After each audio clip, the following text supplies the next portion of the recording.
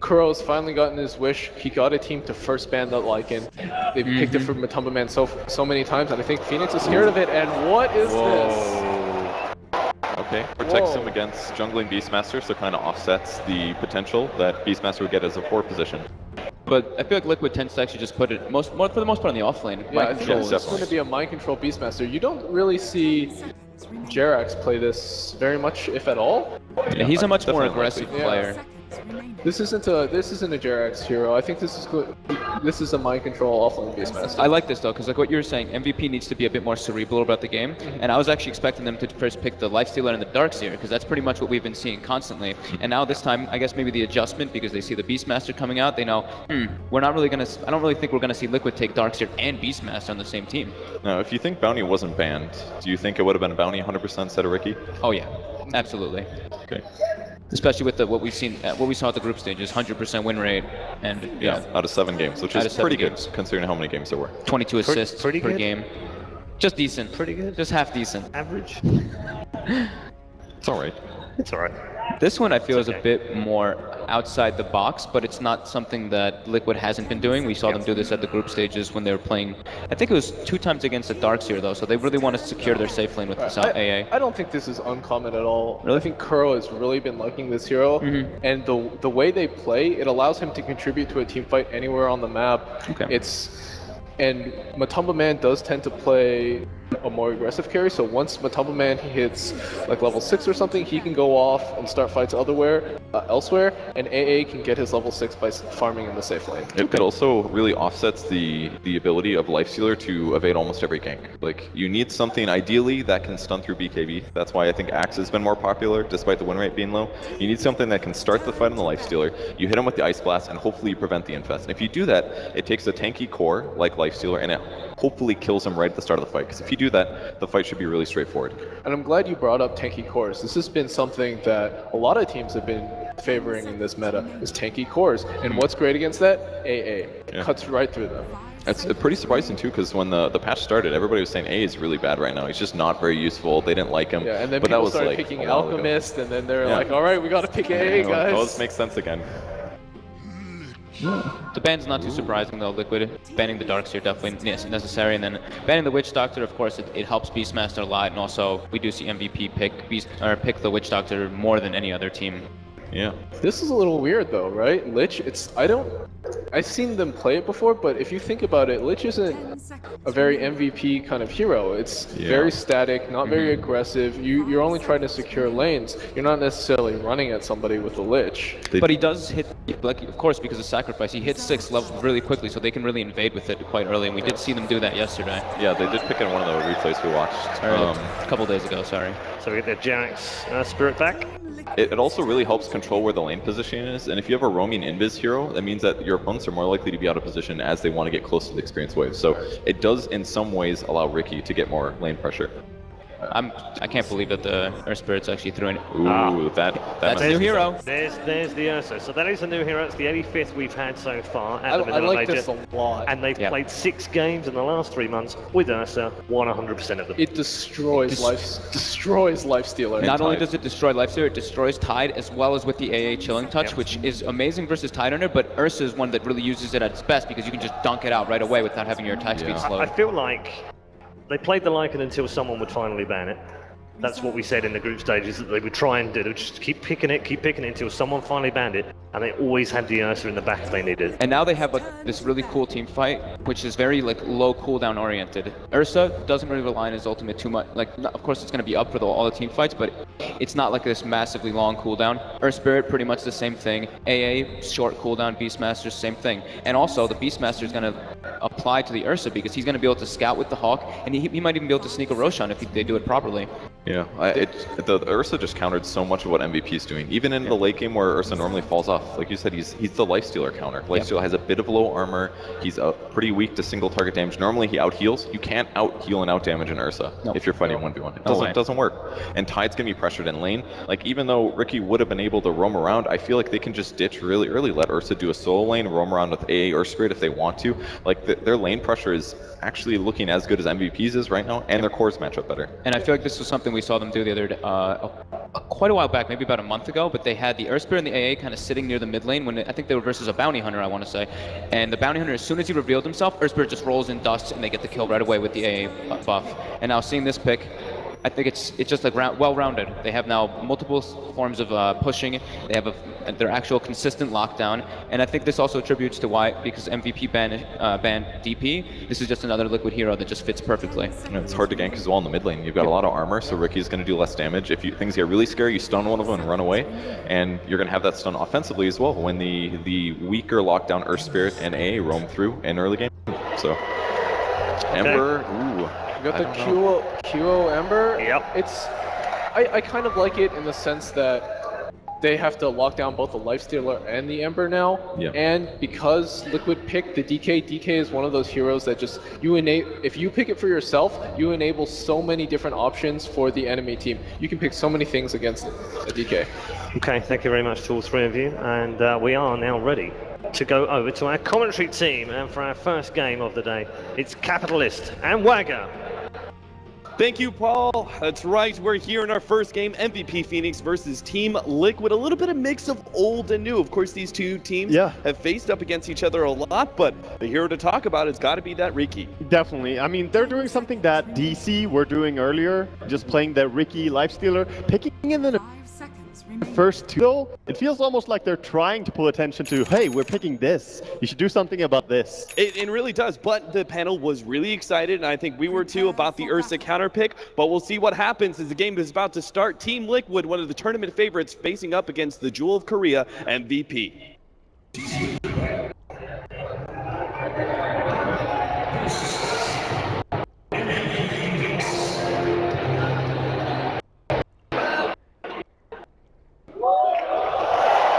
Here we are. Boys and ladies and gentlemen, Liquid versus MVP. Game number one off to a start is already. MVP Phoenix. Some aggressive movements here. Yeah, gonna make their way four-man. Dubu leading the charge with the Riki. All 10 heroes just going down to this bottom rune. Heavy contest. And it seems they might want to do the tied safe lane here, MVP. Try and dodge the Ursa perhaps because it's so threatening in lane? It's a hero you cannot lane against. The Furious Wipes just destroy you. As the analyst panel pointed out, Riki going behind here, gonna scout out some. Make sure you know where the enemy are. Getting some information, but Dubu still is going to play it careful, as we can see. They will avoid any fight here. MVP don't want to contest 5 heroes. Yeah. But mind control, of course. All right, so our bounty runes are going to be traded off. Fauna is going to be facing up against QO in the mid lane. The Ember Spirit is a classic hero for MVP, and the QO in particular, it's one of those heroes he can really go off on. It's exciting to see that. He played it in the group stage. He did really well on it. In the game against Mineski, it was really crazy. The Helm of Dominator mass game. MVP had some interesting series. And that just leaves our Lich Lifestealer. Okay, so yes, the Tidehunter does get destroyed by that, but isn't there something to be said about Lifestealer not matching well in lane either against the When Ursa? you have a Lich, you can definitely go down here. And if you're Lich Lifestealer against a tri-lane, you don't have to win, and Lifestealer cannot be killed on this lane. I don't think so. Yes, he's not going to farm that easily against Ursa, but he's going to be safe. Already. We have a little bit of harassment going on in the jungle. You can see our matchups in the laning phase. Of course, the Tidehunter being left completely alone as Mind Control started off in the jungle, is going to start working his way up there now, but Dubu has already been tracking him the whole way through. Fada is doing a good job on CSing on mid lane. He's got all 4 on the first creep wave here. QO not having as easy of a time. Is that a little bit of that breathe fire damage reduction impact, or? Yeah, definitely, and just having that Quelling Blade and Stout Shield, he cannot be harassed earlier. The roll in misses. Febby actually sitting too far forward. The Jerix actually whiffs the roll in. Yeah, Febby is the one they have to go on, and they can't play a slow lane. Lich is just gonna win that. He can keep spamming, nuking, harassing, so they have to be very high committing when they go Liquid. So Jerix trying to secure his safe lane first, but unfortunately the rolling boulder not hitting its mark. More importantly though, this top lane, we haven't mentioned it yet, but 4F is gonna have a very easy time as tied against the Beastmaster, who also came late to the lane. Yeah, so he's gonna have that Kraken Shell right against the boar, which is really effective. Going again. Oh, they're trying to get him. Bebby already dropped low enough. One more hit, they've got the first blood. Team Liquid finally punish MVP Phoenix with that dual aggro just in time before the Lich starts getting out of control. Yeah, very nice. This is what Liquid need. They need to get the kills early on. Getting in on Jarex is also really good because he's going to be the roamer for their team. So Yeah. yeah, those boots. That leaves MP alone in lane, which Matumba Man is able to then get some decent harassment, but Lich coming right back on in. Meanwhile, Dubu at the top lane is going to start racking around on mind control. Unfortunately for Ev, doesn't have that gush, so they can't really truly go on mind control. But Dubu just being level 1, it's so hard to fight with that as well. Gush and Smoke, and they probably could have killed him, but they will have to wait a little bit. Let's see what Dubu's plan is here. If he's just going to try and get some harassment. Maybe he is waiting for that level 4 and level 2 on himself. He got it now. Okay, Just gotta some wait for harassment. the gush then. Just Ricky, being a nuisance to the Beastmaster. He is disrupting the pull here, so Beast is not gonna get all the creeps pulled. Well, things started off really well in the mid lane, as you pointed out, for Fada, but now things have kind of turned on its head. 16-3 for QO when it comes to the CS, and Fada a couple CS behind. The important part is both of them are getting a lot of farm, so either of them could really snowball well in this game. And Dragon Knight, when it's level 6, I think that's gonna be a nice peak timing for Liquid to just go start dealing some tower damage, start looking for kills on Ember. You can see that bottom lane playing a lot more back now, as they can't really go forward and challenge the Ursa too much. They can't challenge him, but just passively denying with Lich is perfectly fine. Lich is getting so much experience for his ally here. But do you think this is something that's kind of dangerous, right? Is the Lifestealer Oh, yeah. not going to be able to hit the rolling boulder? It's dangerous, but that's MVP's territory, Cap. They love this.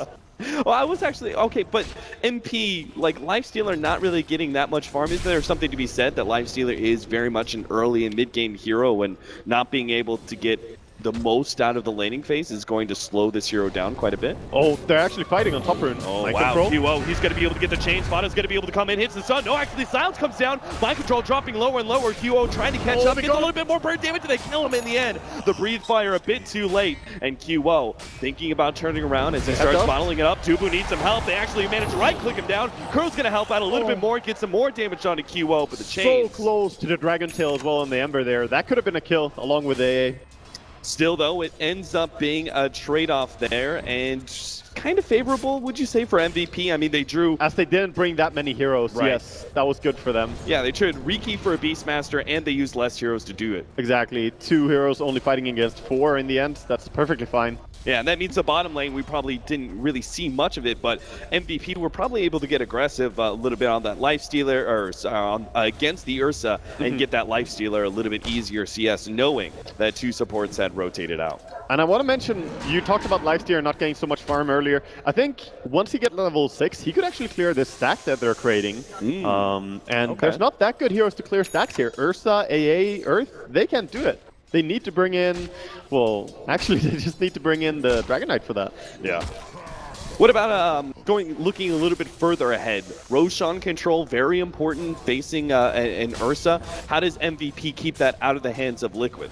I think it's all down to Dubu on his Riki. And he's going to have to be a very preventive hero. Just make sure the enemy spends a lot of time buying wards, spends a lot of time running around and trying to counter him. Right. He's just taking attention. Same way that they drafted it early. This is the advantage of the Tidehunter. Look at him. He's actually sitting really far forward here, completely blocking mind control out from even being able to get in range of experience of this this neutral camp that is clearing through the dire creeps. At this point, he's almost immortal. I think even if they bring 4 heroes top, he might just live. He could just walk away. So he can play extremely aggressive here against mind control. It looks like a very early mech build for him as well, as he's already got the arcane boots plus the ring of regen. It is what everyone really seems to be doing now on Tide. Zhao 8 plays it a lot, always goes for the mana boots and mech. You're okay with that even against the Ancient Apparition? You think mech is just too favorable? It's still a great item. You just cannot use it at clutch time. Kuro, speaking of Ice Blast, the Ancient Apparition's going to be in serious trouble as he ends up running headlong into Febby, who slows him down long enough for MP, who had a double damage, to be able to easily clean him up. Very good to get some early kill here. Talking about how he can't find all the farm down here on bottom lane, but now he's uncontested here after getting a kill as well. Yeah, things are really turning around now that he's got phase boots and such. He's got that movement speed to be able to both try and harass Matumba Man as well as get out if Liquid starts playing aggressively into him. Yeah, I wonder what timing Liquid are looking for. Probably when they get the Blink Dagger on Ursa if he's gonna rush it. They're actually keep stacking here on their big camp. I think that could be a mistake. Sure, they're pulling into 9 creeps. Oh, he doesn't stack it. Nice. It's a rather interesting play. QO going behind the tier 1 tower and actually tried to grab the full creep wave and drag it up through the Ancients and across to his tower area. I'm not sure if that plan is just to try and limit Fada's CS as much as possible by making him last hit under tower, but I don't think I've ever really seen an attempted mid pull like that before. Yeah, but he's not losing any CS. Even if he's under tower, Quelling Blade on Fada, he's gonna get most of it. Yeah. And he does have level 7 now, so ulti is up and Dragon Tail, of course, as we saw earlier. Gonna go mid, just harassing. Yeah, get some damage on the tower as well as QO. Dubu is positioning himself to see if there's an opportunity to make a go, but of course Fada is probably just simply too tanky. We've seen some different skill builds on Riki as well. This is going to be a max smokescreen build on the support Riki. Some people do go for the Cloak and Dagger. I don't think he should when you're a support. Yeah. The smokescreen AoE is too important. Jerix manages to snag the rune ahead of QO. Now he does manage to get the chains, but a kick back and a roll away from Jerix gets the distance required. QO didn't even have Flame Guard, but mid. They're trying to push here, but there's a lot of heroes being brought in. Yeah, smoke screen trying to slow him down, but Lich actually has ulti as well, and he's just hanging back. The fact that he's level 6 already, that is pretty dangerous. Maybe waiting for Liquid to get too aggressive. Ferev actually the TP in from Matumba Man, and Ferev is going to respond with a straight out TP out. As he goes ahead, picks up a few more items, completes the buckler. 400 gold away from the mech, so MVP getting close to a point where they could just teamfight a lot. Wonder if that's kind of his plan. He's just like, okay, I'm going to get my mech guaranteed. I don't want to stay up in that lane. Maybe I'm going to get ganked. Maybe there's some sort of smoke gank coming across. So I'm going to play real defense. I'm going to play with my team. Make sure that we get that mech in the next few minutes before the Ancient Apparition even has level 6. I'm surprised they haven't stacked Ancients for him a single time. Lich probably could have done it a few times for a Tidehunter. It would give him even more farm, but he's still the most farmed hero on the map, so they're just going for a bottom tower. We saw Newbie also really do this, is they play along with their Tidehunter very early on and take towers with it, because who's going to challenge a Tidehunter? You don't want to go into a Ravage before the 10-minute mark. That just is a guaranteed team fight loss. Liquid, though, making the correct read with the rotation of Matumba Man as well as Mind Control rather early up to the top lane. They're going to try and trade 1-for-1. Yeah, Liquid need at least one of their support ultis. Oh, man, QO gets taken out so quickly. The haste rune on Dragon Knight just going in for a tower as well, so trying to get a trade now. Top tower being pushed, mid tower being pushed. They're reacting to top.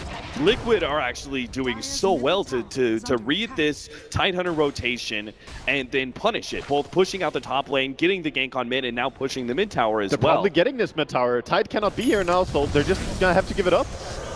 Yeah, there it goes. Tier 1 tower going to fall. MVP Phoenix are trying to force a fight off of this one, but it's just going to be too late. Dubu obviously has the Lifestealer inside of him, but he's only going to see heroes TPing away. First Ancient Apparition, now Earth Spirit, Fada. Last one they could potentially gank. And he has a DD rune again here. DD rune's falling a lot in this game.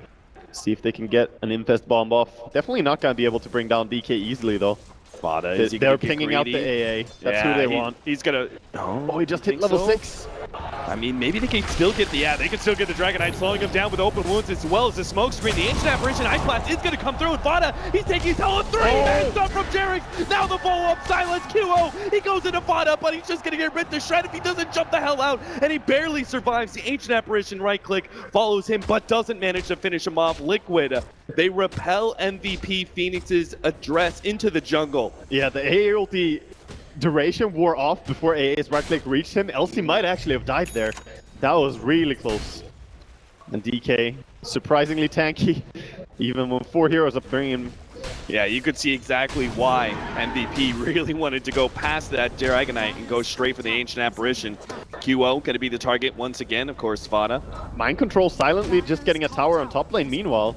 Yeah, this is given the Beastmaster room. Granted, the Tidehunter did shut him down in the laning phase, but allowing him to be able to get a tier 1 tower like that, Mind Control is going to come right back into the game and be on time for his Necronomicons. Yeah, Matumba just going to Ancient up a little bit with his Mask of Madness. First item. Mask of Madness Face Boot's really good for chasing people down. Yeah. I do think they need the Blink Dagger at some point, though. When they have Blink on DK, and Ursa. Maybe after the armlet on Dragon Knight, then they can really initiate on Ember and burst them off so quickly.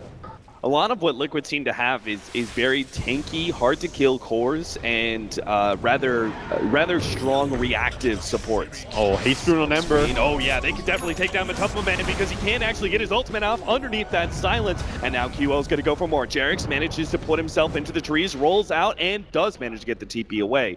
Before QO can catch him, Mind Control meanwhile hide himself in the trees. MP, he spotted Fada. Some high aggression in this, yeah. MP with his armlet, he wants to keep fighting. They still have the Ravage available. They can still bully another tower. But I think the issue is this Beastmaster on top lane. He's falling on Ember. A roar, Necronomicon, a very early one at that, and QO jumps away and barely manages to survive, it seems. He's the gonna be Ice fine. Blast won't take him out. Gonna be fine, but has to back off. Now mid, Matumba Man has already jumped in. They're going to look at, oh, they get off the Ravage. That's on 2.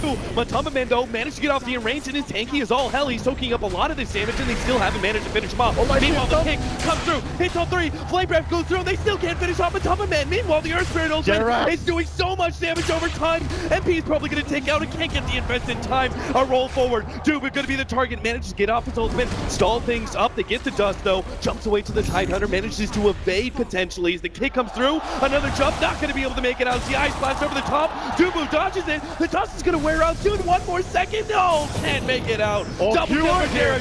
QO, he gets the roll in. Girl's going to be the target. Manages to pick him up, but he's going to be slowed down. Jumps over just in time before the cold feet can proc. QO now has to run himself away. His Fada is too much to handle, but look at top lane. A tier 2 already down. Tier 3 being threatened by a Beastmaster at 13.5 minutes. That's a lot of stuff happening really early in this game. Both teams want to take control. This Beastmaster is getting too much farm though, already having that Necro 2. They really need this kill on Fada, but he's already playing defensively enough. Maybe they can grab him though. He doesn't have much mana on Q. Yeah, he can't afford to use his chains, otherwise Fada might just be able to TP out. They have no stuns otherwise. Yeah, he wouldn't even be able to slide of his chain there. No mana for it. So another missed opportunity there for MVP Phoenix, as Liquid seem to be addressing the MVP Phoenix's style of super aggression, a lot of 5-manning by picking up some heroes that are hard to gank, some really good reactive supports, and then on top of that, just superior movement around the map. You can't really argue with that. The fact that they managed to take up the tier 1 and tier 2 at top lane with a Beastmaster, Mind Control is now fed as all hell, as he's got Necronomicon too. Looking to smoke now as well, get more stuff done. They have the ultis available. Dragon Form is coming up as well. And this is the Roshan moving that out. we were talking about. Liquid, if they manage to get a successful gank here, they can immediately go to Roshan. Oh, Peak off silence! Primal Roar doesn't stand a chance, and MVP now going to have to play this one 4 versus 5 if they look to contest Roshan. They're definitely going there as well. This Necro Book and Beastmaster are going to make it so fast along with Ursa. Yeah, I don't think there's any way MVP Phoenix can contest, but you know MVP, they're always going to look for an opening. Yeah, but just this 10 time, seconds on the Ravage. It's too late. Yeah. Just marginally. oh, silence. Now a pick. They're The coming. follow-up there is going to be there from Fada. They have the Ice Blast as well. QO might get popped. No! 2 seconds Managed to cooldown. make the jump away for Rev. He has the Ravage. MVP going to start grouping back up together, but this time around there's the Aegis on Matumba Man. I don't think they want to take this one. Matumba Man's going to put himself on the front lines here, daring Liquid to try and ravage him while he has that extra life. He still has the enrage. Actually now smoked up. Rev now challenging the rest of Liquid while they are going to be able to take away that first life for Rev.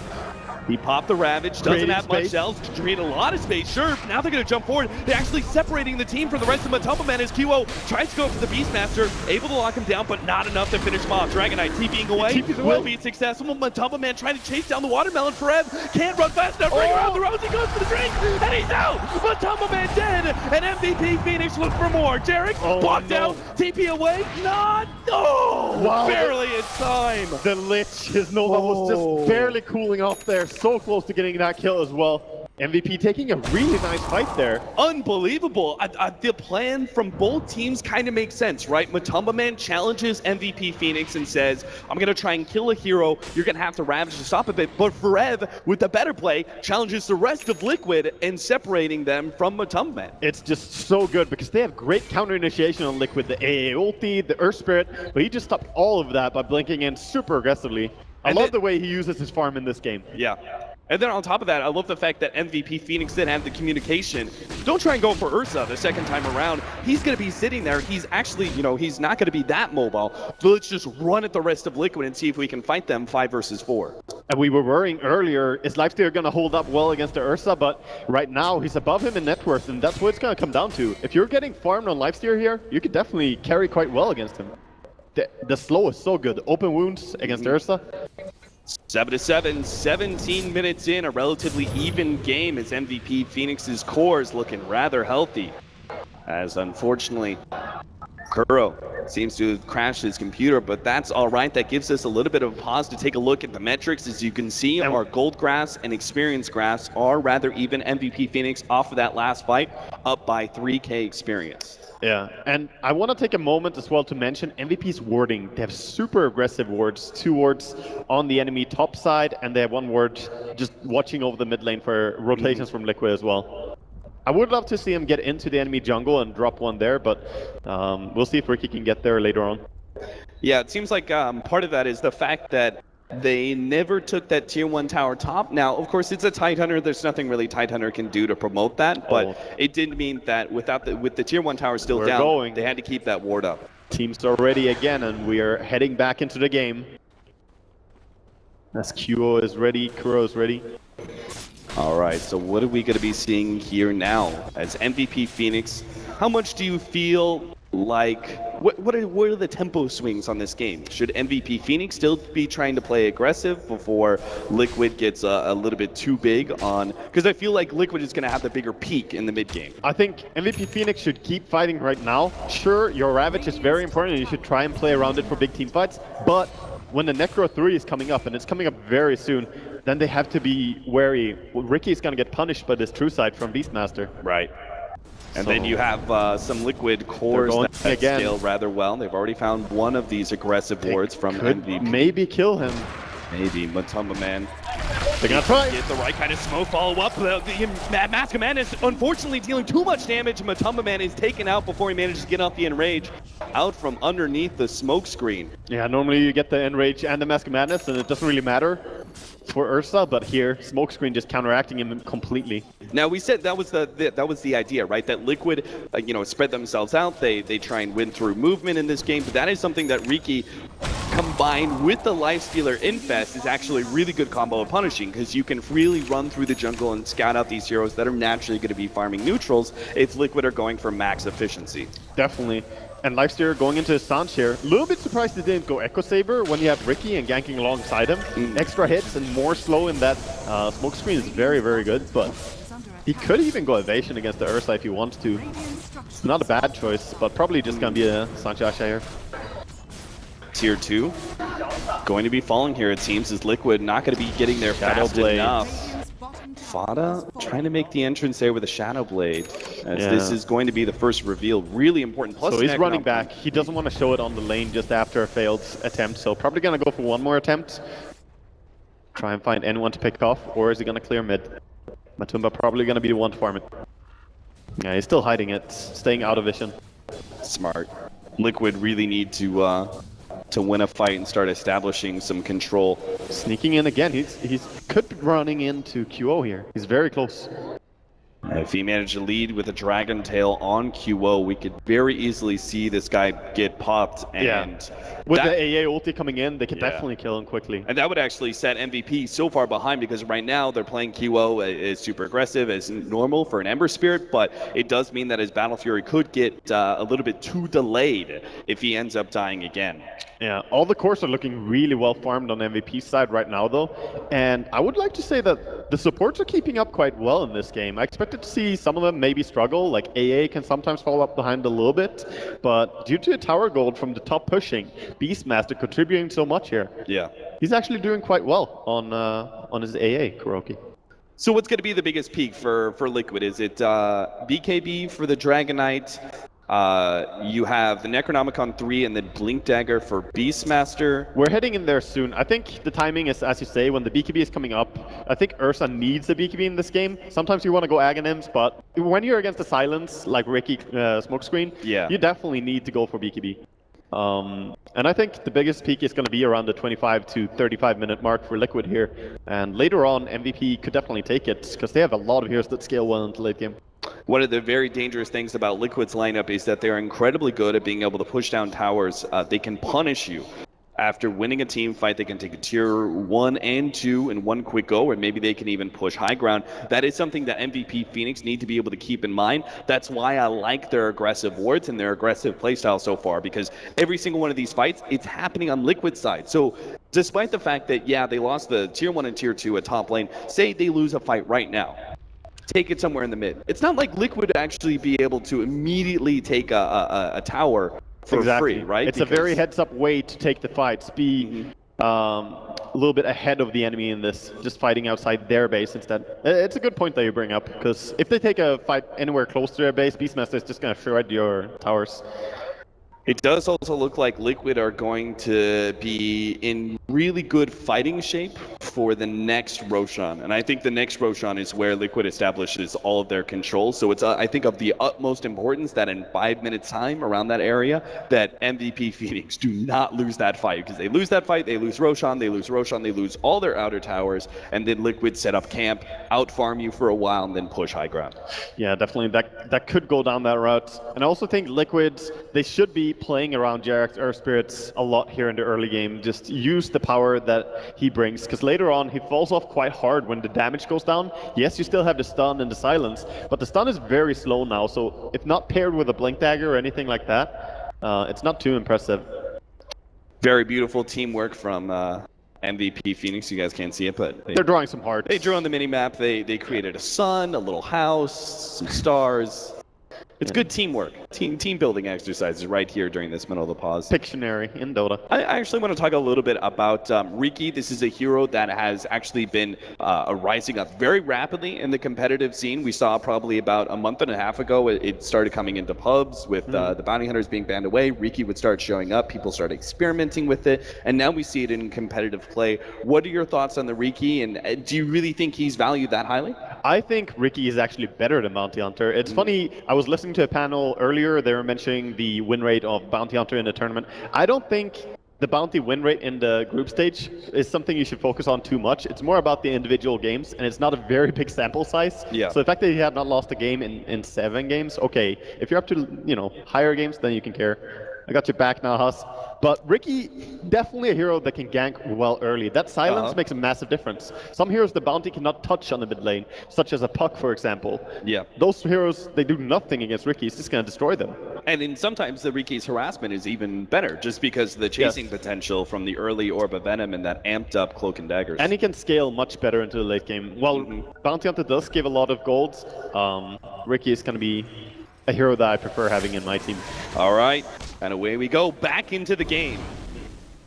So we're about 20 minutes in. MVP Phoenix are looking for the fight as their Ravage has just come off cooldown. They've got every single ability that they need to, but Liquid have just picked up some very big items. The Shadow Blade, Necronomicon 3, and in fact, Liquid are going to go for a pick-off here. If they manage to get QO, this will take all the wind just out of the sails of Liquid. They can do it very easily, and they have the Hawk for Vision, set down a ward as well just for this kill. All they need is a Primal Roar, and they got the silence. QO, no mana and no way to run away from this one. Great pick-off from Liquid, and just like that, you're going to see MVP Phoenix unable to continue to look for that fight in the middle lane. They're going to try and cut up and see if they can catch someone from Liquid on their way back out. You also see Kuro, he draws on the minimap just saying, hey, they're probably coming up this way, you better get out, and he was on point with the prediction there. Yeah, they're doing full wrap around, they're looking into the trees, they're going to see Mind Control actually, body blocking him up, there goes the Gush, and they will be able to get this kill. So a trade-off there, yeah.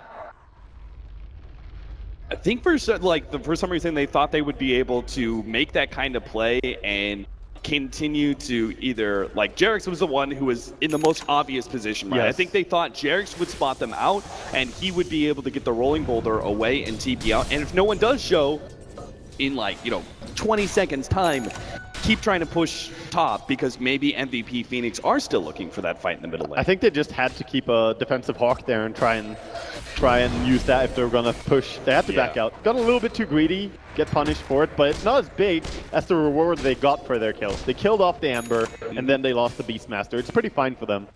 Yeah, we were just talking about how the Ember Spirit is getting into a little bit of that dangerous territory. He's about to pick up the third item of the Battle Fury, and he'll be rather close. He's sitting about 8,200 net worth, so he's kind of right there on that baseline. With the Shadow Blade, sees QO.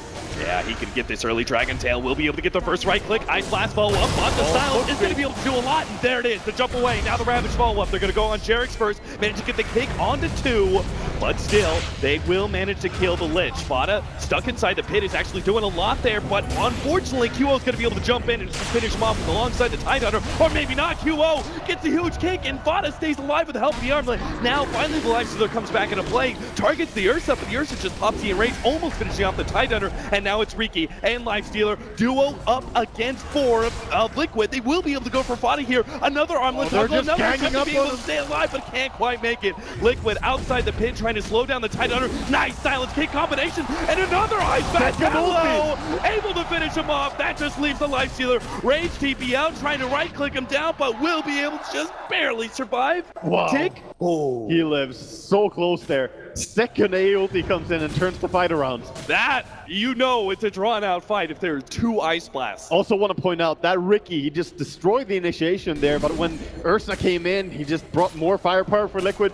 I love these fights, just a lot of power coming in. And it seems like, I don't know, but the Lifestealer focusing on some of the other members of Liquid rather than just rushing straight into the pit and finishing off the Dragonite, it felt like a little problematic that QO was the one to try and go into the pit and try and man up against the Dragonite and just immediately died.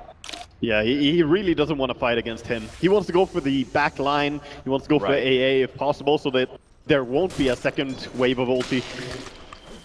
But Kuro just staying really safe. He didn't even walk far into that fight. He stayed on the high ground. It's like, I'm not gonna die. Just a casual observer. He is level 10 now. And, double TP's out. Kuro making the read here that MVP Phoenix could be smoked up. Yeah, could be smoked up, or just rotating Riki through the jungle. Yeah, even just a Lifestealer gank. So they back themselves away. Now MVP Phoenix, that wasn't actually their plan. They group up in mid and they're gonna smoke and wrap up to top. Gonna find a present here on the rune spot just before it times out as well. Second rune spawning soon, but no time to wait. If they keep running, they might be fast enough to be able to catch Matu.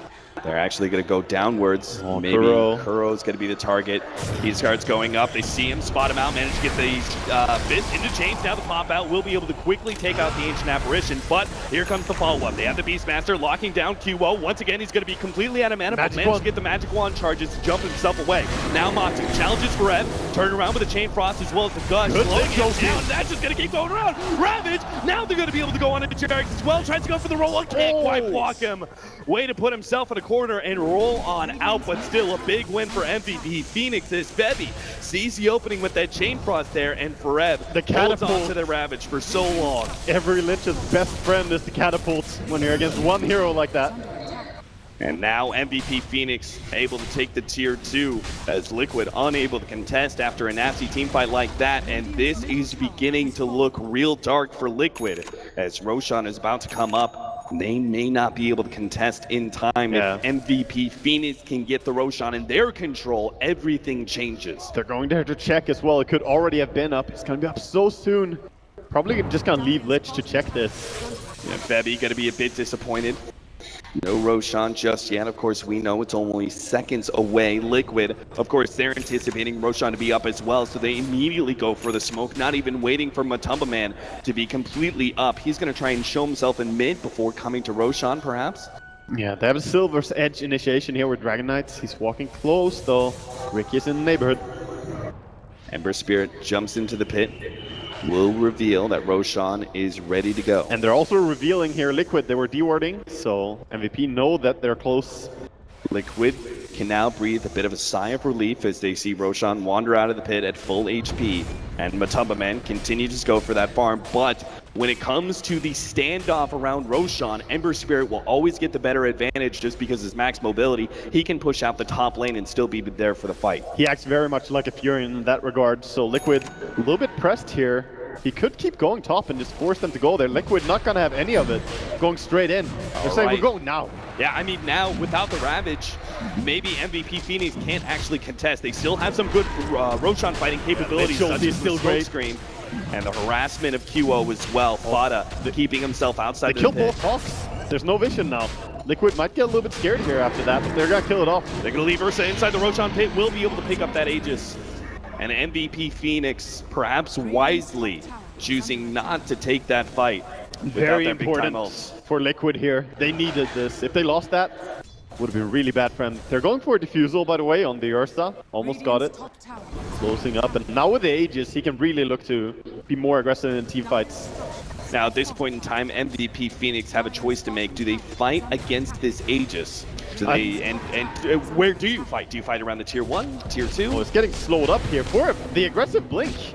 It's gonna be fine with the Kraken shell. Managed to get the tier 1 tower. The rotation across from Fada, both Invis heroes right on top of each other. But like ships in the night, they pass right by each other without the other noticing. I think with the pipe, MVP can still look to fight even into Aegis. It all comes down to, do they get the initiation, or is it just going to be Beastmaster and Earthspear rolling on them again? And Liquid, they apparently agree with you. Fada TP's up to the top lane and pushes that out, and the rest of Liquid pull back from bottom and start clearing through their jungle. Gonna stay safe. I think the next big item for Dragon Knight is gonna be important for Liquid. I wonder if he's gonna go straight for a BKB or if he wants to go for some damage item. He does have pretty good DPS right now, Silver's Edge and Armlet. But I think against this team, you just have to go BKB at some point. Yeah, I agree Lich, with you. Tide, Smoke, Ember. Yeah, the smoke particularly seems a primary reason why Liquid would need that magic immunity. And QO, he's getting a lot of farm done right now, and he's probably heading into a very early Linken's after his Battle Fury. Yeah.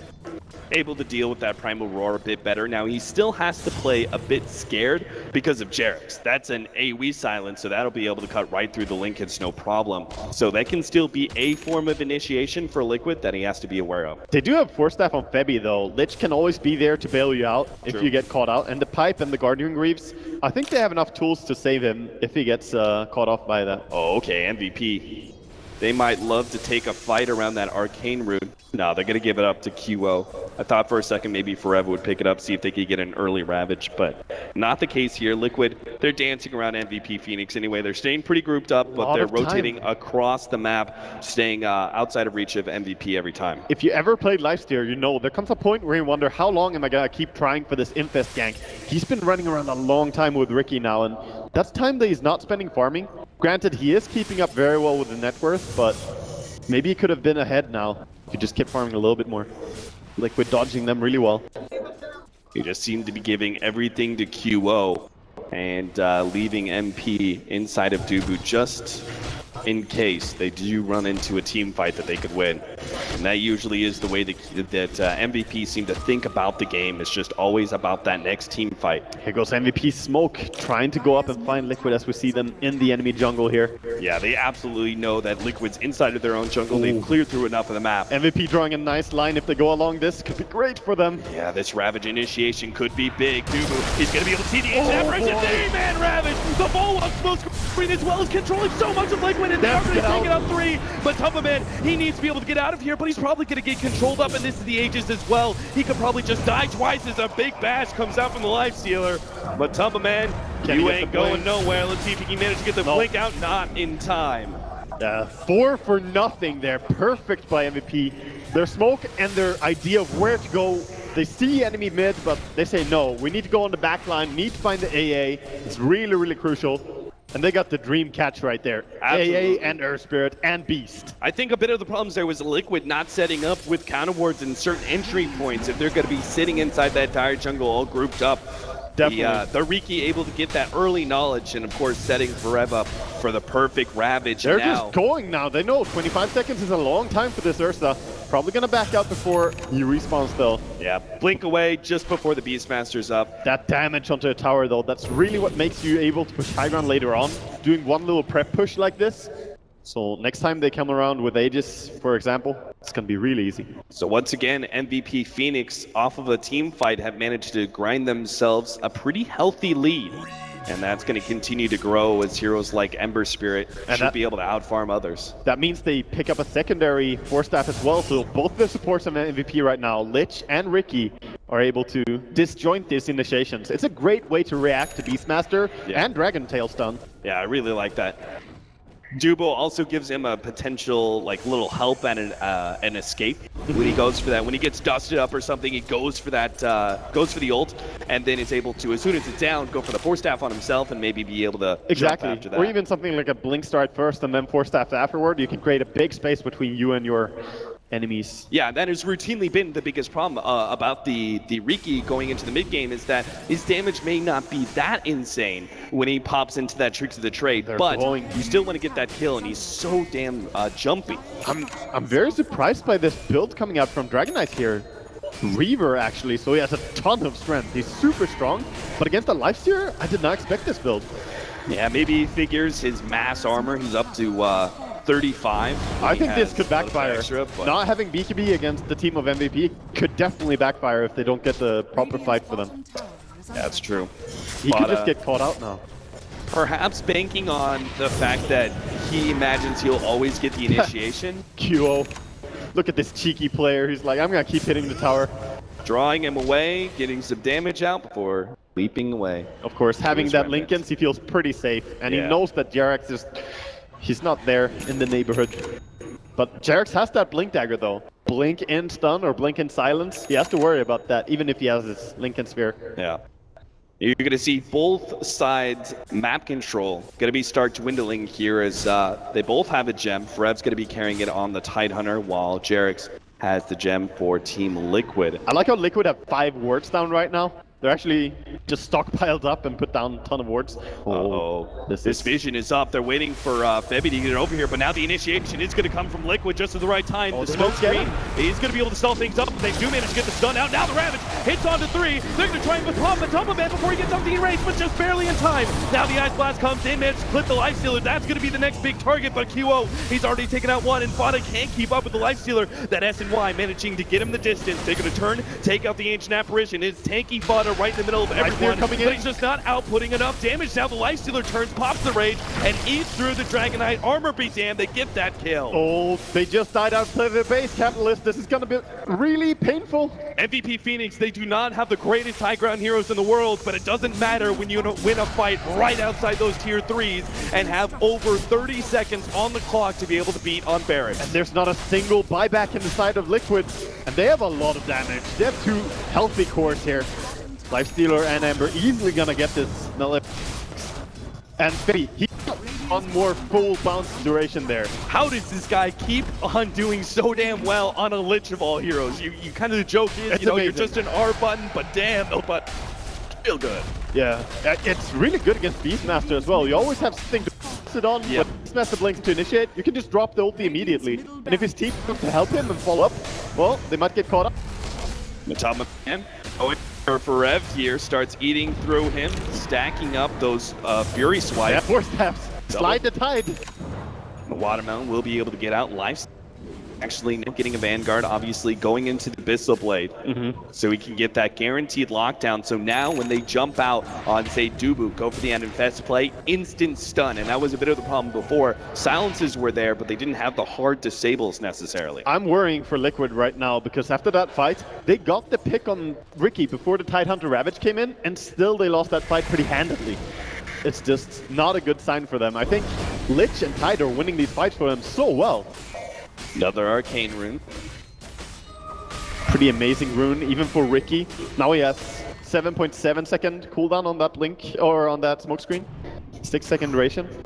That's rough. It's a very, very strong disable in the AoE. So I was looking around, I was trying to figure out what MVP MVP Phoenix were going to be looking to pick up next, like why they weren't just continuing to fight and trying to not give Liquid any room. And I see a really big pickup. First of all, the Ravage is still on cooldown. That's obviously quite important, but also the Shivas. Against this team, that armor item and being able to just create additional kiting mechanisms against heroes like the Ursa is going to cause so many issues for Matumba. It's also just gonna melt the summons coming out from Beastmaster. Oh, yeah. It's gonna be very hard for Liquid, and they need to play very, very careful here as they're being aggressive.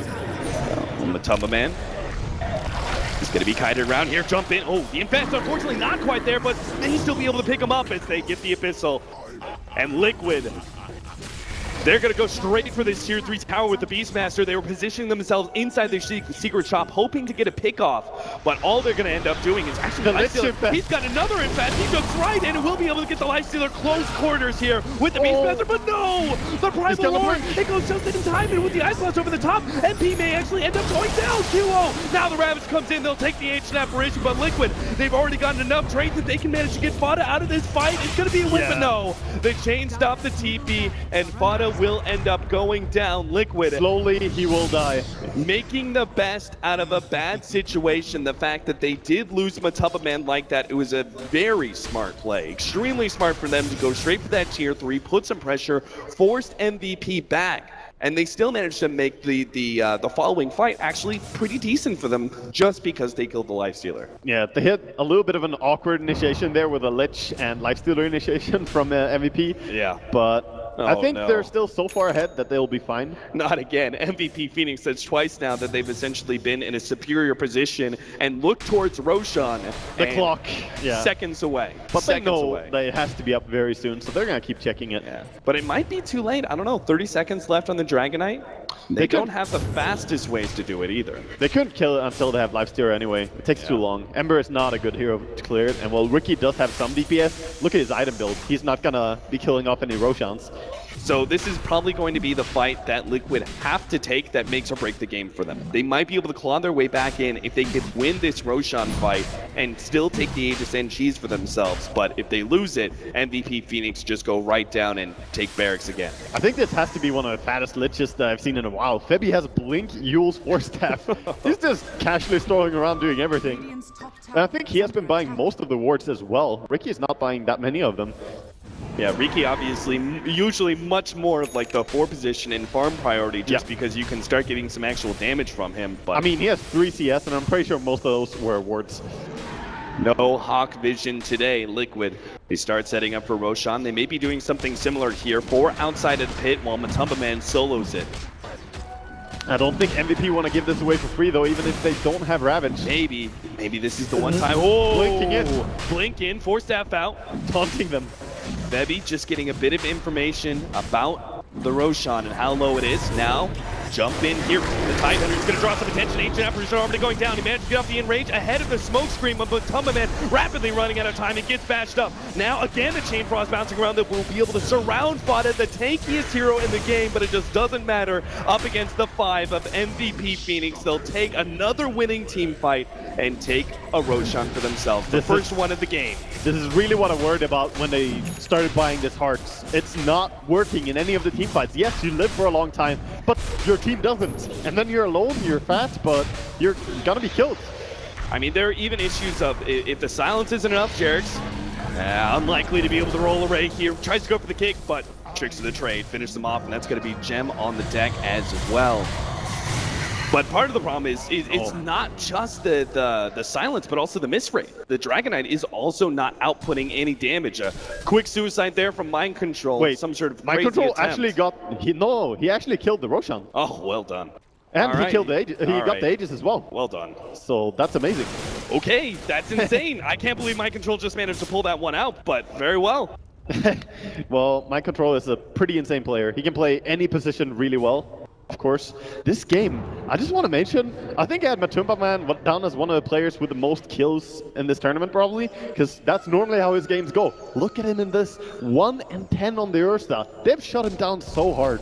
Jesus, a nasty record for Matu. Not used to that one. Top 3 net worth, all MVP Phoenix heroes, and it seems pretty much all but over for Liquid here and their chances of game number 1, as they're going to have to play the high ground defense amazingly if they hope to be able to come through against MVP Phoenix. And even then, the late game still looks good for MVP. Oh, they're TPing in top. This could be disastrous as well. They get the chains onto Matumba Man, quickly defusal blades himself and tries to run out. Will be able to get away from that smoke screen, but already half HP. Of course, Lich is max level, so only 60-second cooldown on, or max level ulti. He's gonna have it soon. But yeah, I don't see how Liquid can take any of these team fights. Yes, you have AA and Earth Spirit, that's great control. Beastmaster for initiation, that's fine. But the 2 cores that are meant to carry them, that are meant to bring damage, they just get destroyed by Tidehunter. Oh, Fada actually comes in. Ravage actually goes out. They manage to catch Fada as well. Mind control on the back, who's going to be the target. MP manages to bash him down immediately. Now turns back to Fada as Matumba Man tries to get some damage out, realizes it's going to be futile, and runs back to the base underneath the cover of what was once a tier 3, not so much anymore. The force downs come forward. Ice Blast does land pretty good. Matumba Man challenges MP. They're trying to finish him off. Defending with a blink out. He manages to make the escape rope away, and Forev going to be the next target, but he's so damn tanky. He's got so much armor. Oh my god! That Sleight of Fist did so much damage. Already taken out 1, and Fada, again, surrounded by so many heroes, time after time. The heart just doesn't mean a damn if you're left by yourself. Buybacks start coming through for Team Liquid, but it doesn't mean much. And QO, he's not stalling up one bit. The rollout Lich. Oh, Jarix on 22 HP. Oh my god! Matumba Man finds that one. MVP might still be able to get the melee racks, though. The smoke screen goes out. MP just going all in for this melee rack. Now turns onto Matumba Man, leaving him for next as he's a dessert on the table. Fada, the big meaty boy, Liquid, are going to lose game number 1 as they call it GG. MVP Phoenix. They seem unstoppable. They gain a little bit of steam and they just grow it and grow it. In a very dominant fashion, just taking down this first game in the best of 3 series. And Liquid, they say they were confident going into MVP. MVP have played so well against EG. They won in 17 minutes. I think you cannot underestimate these teams. I mean, I think every single one of both like analysts and even people who aren't here that are really in the know of the scene at MVP Phoenix ranked a little bit lower, simply because